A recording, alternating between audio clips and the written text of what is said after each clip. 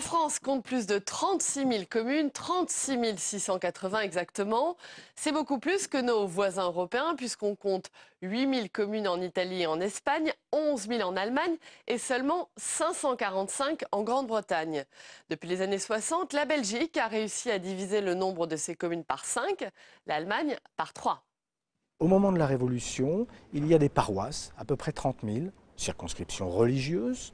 Il y a aussi des communautés fiscales. C'est là-dessus que le roi prélevait l'impôt. Et puis il y a aussi ces communautés urbaines, ces échevinages, ces bourgs, etc., qui sont contrôlés par des oligarchies municipales. La Révolution se sert de ces circonscriptions préexistantes pour construire à peu près 44 000 communes sur lesquelles, peu à peu, on va enlever, rogner. Il y en aura 40 000 à la fin de la période révolutionnaire, et puis encore moins autour de 38 000 dans l'entre-deux-guerres.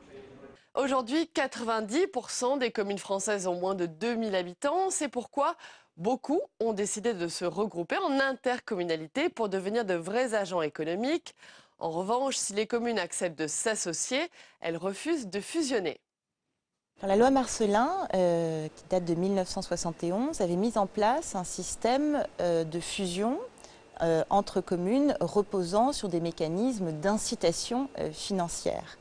Il y a eu très peu de fusions qui ont été réalisées à partir de la loi Marcellin, d'autant qu'il y a eu beaucoup de défusions par la suite, puisque en réalité, il y a une résistance des communes à fusionner entre elles, puisque la fusion de communes, ça implique la disparition des communes qui fusionnent pour la création d'une nouvelle entité communale.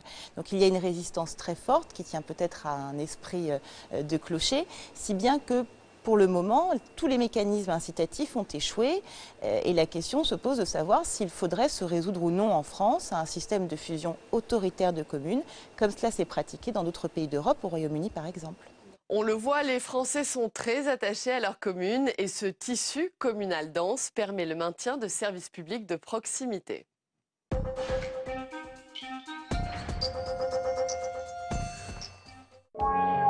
Ce soir, sur Public Sénat, à 22 h, Bibliothèque Méditerranée.